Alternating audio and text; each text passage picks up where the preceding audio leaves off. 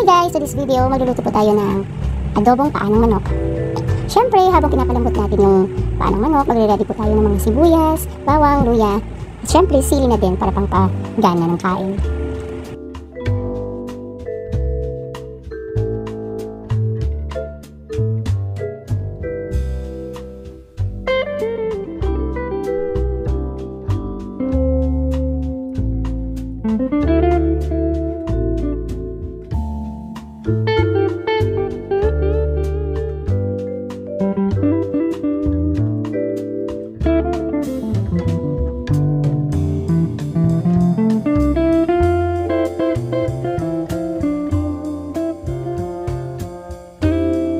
At eto na, tapos na po at naka-ready na lahat. Malapit na po itong lumambot ng paa ng manok. At maya-maya pwede na natin itong gisahin. At ngayon mag-gigisa na po ako ng mantika. Lagay po ng mantika. Ito. Hindi pa mainit. Antay-antay muna. Ito, lalagyan ng sibuyas. Siyempre unahin ko yung sibuyas. Bago yung bawang. Tapos isusunod ko yung luya. Siyempre panghuli na po yung mga sili.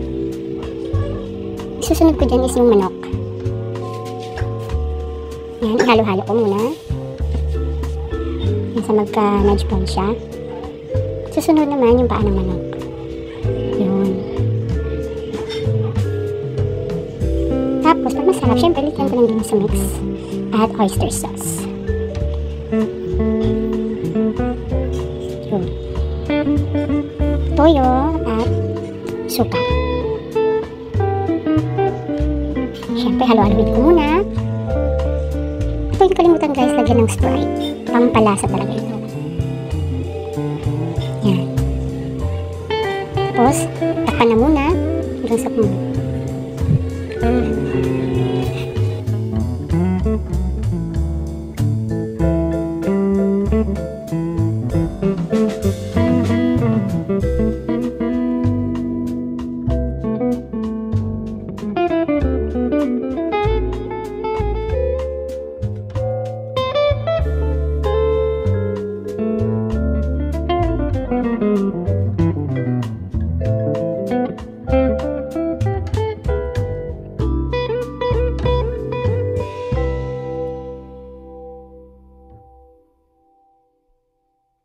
At eto na po guys, lagyan na po natin ng sili para po pangdagdag lasa.